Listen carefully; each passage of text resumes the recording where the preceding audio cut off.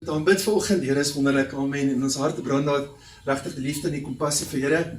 En wanneer ons net op die Here kan begin fokus in ons lewens, dan is alles moontlik, né? Want die fokus moet altyd Jesus bly.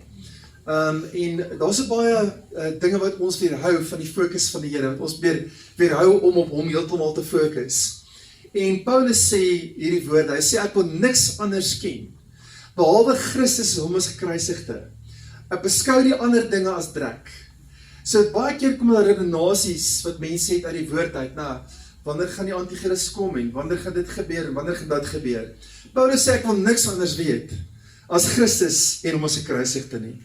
So daar hoef nie redenasies te wees in jou hart en jou gedagtes rondom enige ander teologieë of argumente of enigiets nie. Al wat jy moet weet, al wat jy moet aan vashou en ken is Jesus Christus. En ek hou daarvan wat die Here spreek in Openbaring en op die einde van Patmos in Johannes, hy sê, ek hou daarvan dat jy nooit die dieptes van Satan ondersoek het nie. Want baie mense ondersoek selfs daardie dinge en die fokus bly nie Jesus nie. En jy word wat jy op fokus, wat jy voor die oë hou word jy word getransformeer in daardie beeld in. So as jy op Jesus fokus, die Bybel sê dit duidelik, in die boek van 2 Korintiërs hoofstuk 3, hy sê, wanneer jy op hom fokus, dan word die sluier gelig, en na Jesus toe draai en hom kyk, word die sluier gelig, en jy word verander van heerlikheid tot heerlikheid en krag tot krag. Maar as jy op ander dinge fokus, kan dit nie gebeur nie. Dan word jy getransformeer volgens die berge en die omstandighede waarop jy fokus. So kom ons fokus op Jesus, amen. Mag hy die begin en volëinder van ons geloof wees, altyd en alle tye. En ek bid dat die Here ons geestelike oë oopmaak, ons oë verlig van ons verstand, dat ons kan sien, dat ons hom werklik kan ken en kan sien en aanskou. Amen. Want dit gaan nie oor programme van mense nie. Dit gaan nie oor om die beste band te hê nie. Dit gaan nie daaroor, dit gaan oor, is jou fokus Jesus? Is jou fokus op hom? Amen. En dis wat ons gemeente altyd verstaan. Ons sorg altyd, ek glo altyd, ons spreek die sentrale figuur van Jesus. Ons wil graag almal bewus maak van Jesus Christus. Ons wil hom altyd almal se harte op hom laat fokus. Amen. En dit is wat ons najaag. Die fokus bly Christus. Halleluja. So baie dankie dat julle fokus op hom was vanoggend by die aanbidding. En dit is baie lekker dat ons kan net weet, hier is mense wat hom as die kern aanskou. Hier is mense wat hom as sentrale figuur aanskou in hierdie plek. So prys die Here, dankie vir elkeen van julle. Ek gaan sommer dadelik wegspring in die woord van die Here, en ons kyk na 'n paar dinge uit die woord. Ek wil my Bybel gryp hierso, en ons kyk eers na die boek van Psalm, en ons kyk na Psalm 107, Psalm 107, vers 28. Ek gaan nou na Psalm se spring, halleluja. Vader, ons sê vir die dankie vir die woord wat ons toe kom vanoggend op 'n lewende wyse, deur die Heilige Gees, Vader. Kom en verkoop ons verstand en ons siel en ons gees, en maak die geestelike oë oop van ons verstand, Here, om te kan sien en te begryp, Here, wat U deur die woord van ons wil spreek, Vader. Dankie dat die woord lewend en kragtig na ons toe kom deur die Heilige Gees. Ons dank U daarvoor in Jesus naam. Kom ons sê amen en amen, liefde Here. Kyk op Psalm 107, kom ons lees dit saam. En hy sê, toe het hulle die Here aangeroep in hulle benoudheid, en hy het uit hulle angste, het hy hulle uitgelei. Hy het die storm 'n gesuis gemaak. Uit golwe het hy stil laat word. Toe was hulle bly, omdat dit rustig geword het. En hy het hulle gelei na die hawe van hulle begeertes. Amen. So met ander woorde wat hy sê so vir ons is, hy het die storm 'n gesuis gemaak, en uit die golwe wat stil word. Amen. Jy sê vanuit die golwe net bietjie stil word in jou lewe vanoggend, die storm is 'n bietjie net bedaar, dat dit nie meer daai golwe is wat jou oorheers en tref heeltyd nie, En wat sê hy dan, wanneer jy daardie rustigheid het, hy sê, omdat dit rustig geword het, het hulle gelei na die hawe van hulle begeerte. Amen. So, as jy nie rustigheid het nie, kan jy nie kom by die hawe van jou begeerte nie. Dit moet eers om jou rustig raak. Jy lees sê gister vir my, daar's baie mense met storms die bo in hulle koppe. Dis heeltyd 'n storm, jou gedagtes is vol, word gebombardeer deur soveel dinge, angstighede, die bekommernisse van die lewe, dinge wat jy oorheers, dinge wat jy oor spyt is, dinge wat jy moes gedoen het, wat jy nooit gedoen het nie. Maar aan die einde van die dag, moet die storm in jou lewe, moet rustig raak, so dat jy by die hawe kan kom van jou begeerte, amen. Elkeen hier het seker begeerte in die Here, wat jy wil bereik, begeerte fisies in jou lewe, jou loopbaan, wat jy wil bereik, en die Here sê, ek sal jou by jou loopbaan uitbring, maar dit kom nie deur stryd en deur geweld of deur krag nie, dit kom deur die gees van die Here, dit kom deur die vrede van God, wat alle verstand te bowe gaan. Want baie keer as ons stoei en stry met dinge, dan raak het verder weg van ons af. Dit is asof het jou eintlik verlaat. Maar as jy rustig is en nooit eintlik in stryd is daaroor nie, dan kom dit outomaties, jy trek het aan in jou lewe nou. Dis die geheim daarvan.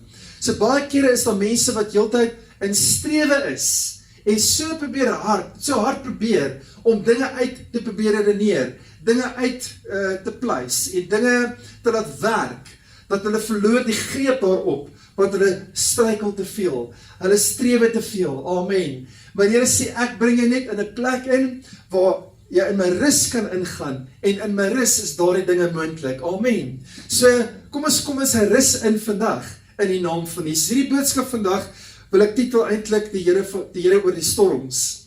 En hy is die Here oor jou storms vandag, né? Want net hy kan die storm stil maak, en jy by veilige hawens uitbring. Net hy kan, soos Paulus al op die skip was, en hulle op die eiland van Malta opgeëindig het, kan hy die storm stil maak. Nou, onthou, hulle het skipbreek gelei, maar nie een persoon het 'n haar op sy kop verloor nie, soos Paulus gesê het. Hy sê, julle gaan skipbreek lei, maar nie een van julle gaan 'n haar op julle koppe verloor nie.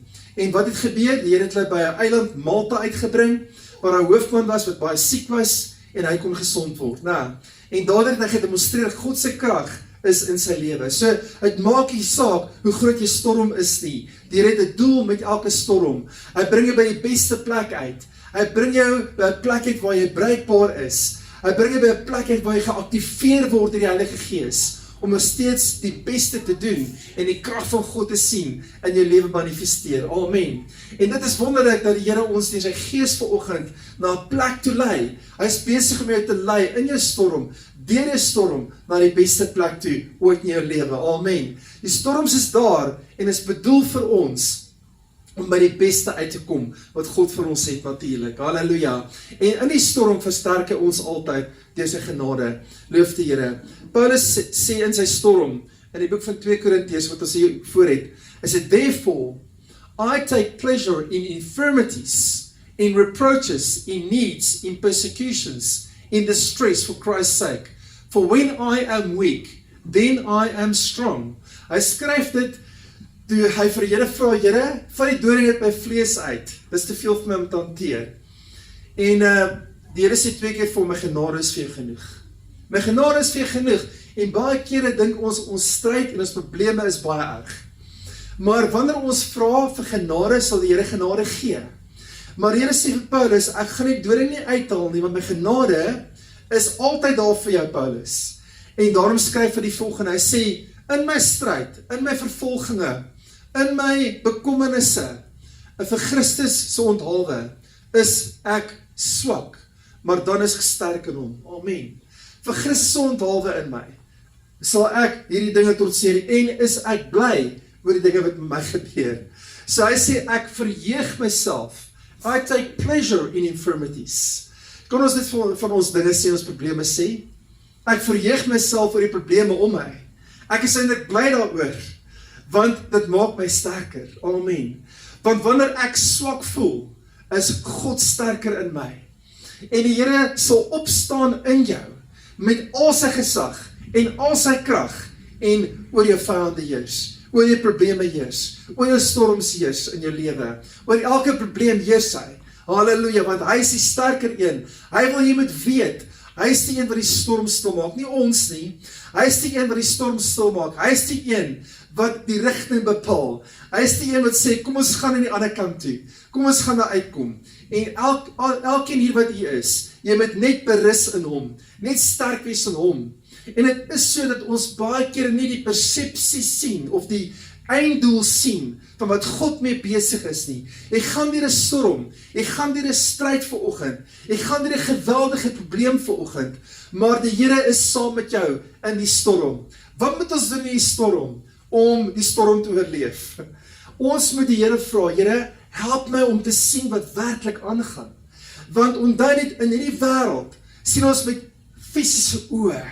En ons kyk na die probleme met fisiese oë en fisiese menslike verstaanbaarheid. En ons dink dit is hoe dit gaan wees, of hoe dit gaan uitdraai, of hoe die uiteinde daarvan gaan wees. Maar die Here het 'n ander persepsie oor jou storm, oor jou probleme. En ek wil net vir julle wys die woord van die Here vanoggend, waar die Here daardeur sê. Amen. Ons kyk vanoggend byvoorbeeld, en ons sien ook hier dat die Here het gesê, in jou probleme sal ek uitkoms gee. Ek wil net gou vir julle 'n paar skrifte net vinnig hier wys, wat die Here vir ons beloof. En in Jesaja, hoofstuk 54 sê hierso, afflicted one, storm-tossed and not comforted. Behold, I will set your stones in antimony, and lay your foundation with sapphires.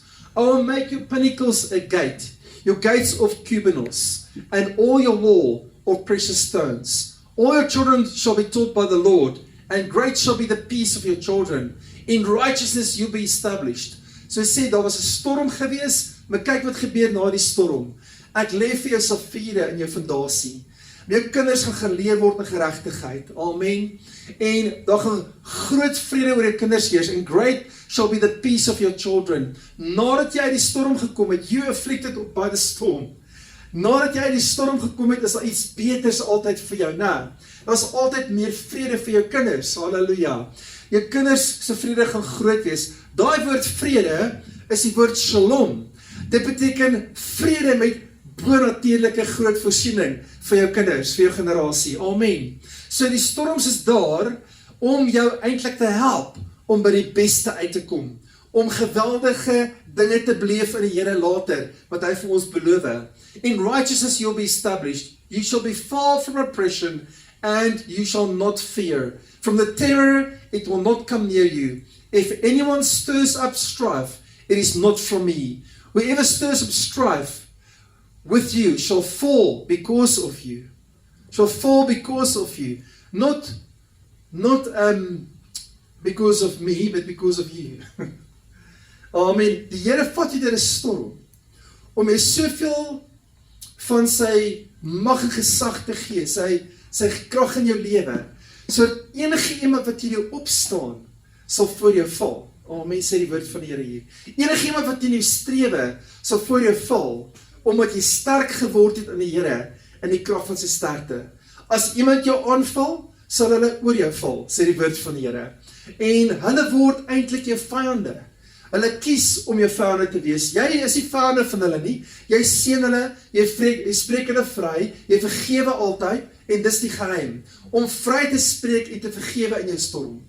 Om vry te spreek en te vergewe as iemand jou kwaad of leed aangedoen het, of lelik van jou gepraat het, of jy beswaarder het, maak nie saak wat dit is, jy spreek vry.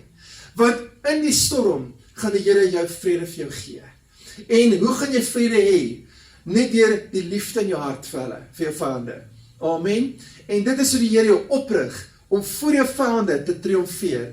En kyk al die mooi beloftes in die boek van Jesaja 54 vers 11, waar hy sê, ons kan elkeen by dit uitkom. En in Jesaja 25 vers 4, for you have been a stronghold to the poor, a stronghold to the needy and his distress, a shelter from the storm, a shade from the heat. Amen. In die storm is die Here jou beskutting, is die Here jou sterkte. Hoe oorleef ons die storms? Ons kom by 'n plek uit, for the breath of the ruthless is like a storm against the wall.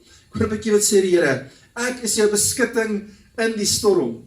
So met ander woorde, as daar 'n storm kom, as daar dreigemente kom, as daar dreigemente kom van wreedaards en mense wat jou aanval, mense wat jou konfronteer, of die wêreld wat teen jou staan, of enigiets van daai aard, of omstandighede, sê die Here, ek is die muur. Kyk al, hy sê, for the breath of the ruthless is like a storm against the wall. Amen. So, 'n storm wat teen 'n muur probeer waai. Amen. En die Here is daardie muur. Hy praat van 'n geweldige groot muur, 'n stadsmuur. Amen. En daardie storm kan nie hierdie muur omwaai nie. Like heat in a dry place. You subdue the noise of foreigners, as heat by the shade of a cloud. So the song of the ruthless is put down.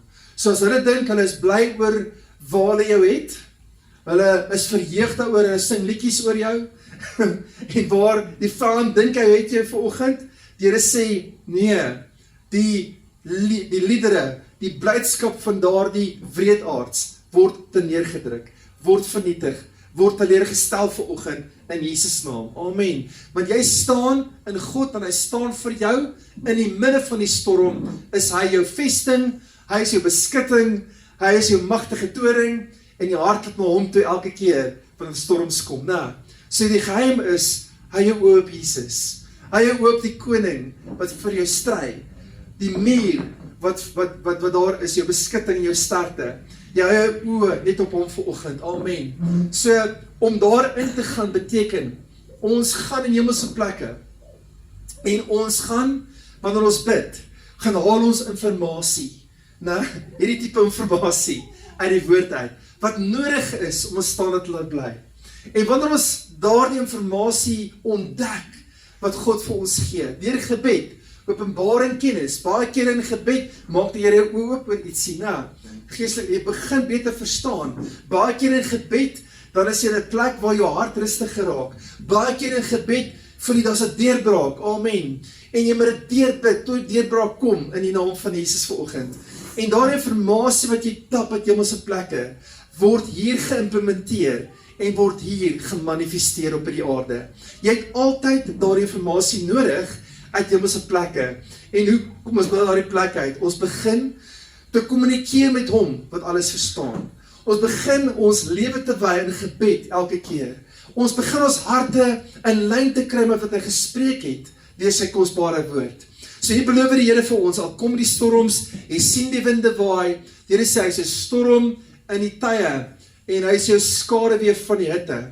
So die hitte kom, die hitte kom baie kere, en wat is dit? Wat wil die hitte doen? Die hitte wil die saad verskroei. Matteus 13, die saad kom saai die saad, en baie van die saad val op die grond, en die son skroei dit, die son se hitte kom skroei dit weg, verskroei dit, en dit kan nie vrug dra, en vrug oplewer nie. So baie keer kom die hitte van die omstandighede in jou lewe, en het vat die saad weg, of verskroei die saad, maak die saad oneffektief in jou lewe. So wat moet ons doen? Ons moet die saad onderhou. Die Here sê hier, die Here is die skaduwee van die hitte. So sê Here, laat die skaduwee van die Gees, onder die skaduwee van die Allerheiligste, onder die beskutting van God, sal ek my bestaan voer. Dawid skryf het in Psalm 91, met die skaduwee van die Allerhoogste God, daar sal ek beskutting vind. Prys die Here. So elkeen van ons hier, vra vir Here, Here, U is my beskutting, U is my skaduwee, U is my regterhand, amen. Dink julle, Paulus se skaduwee het mense gesond gemaak? Of dat God se skaduwee? Hy het geïntegreer geraak met God se skaduwee. En sy skaduwee val op mense, hulle word gesond. Dis wonderlik, amen. Maar is eintlik 'n geestelike skaduwee wat by hom gedra het heeltyd. En daardie skaduwee was God se skaduwee. Want hy het geweet wat dit is om met God te kommunikeer, om in die skaduwee van die Allerhoogste skuilings te vind en beskutting te vind. Amen. En dit is wat gebeur. Storms kan jy nie oorweldig as jy in die skaduwee van die Allerhoogste God wandel nie. Halleluja. Wat sê hy daar so? Hy sê dat die leeu en die adder sal jy oortrap. Hy is jou skild. Hy is jou bergvesting, jou God op wie jy vertrou. Amen. En dit is 'n wonderlike belofte in die woord van die Here. Dis wat Dawid gesê het. En ons elkeen kan in daardie skaduwee van die Allerhoogste God wandel en skuilings vind. Kom ons kyk 'n bietjie na Lukas 8. Ek wil dit eintlik in die Afrikaanse gedeelte vir julle lees. Lukas hoofstuk 8, vers 22.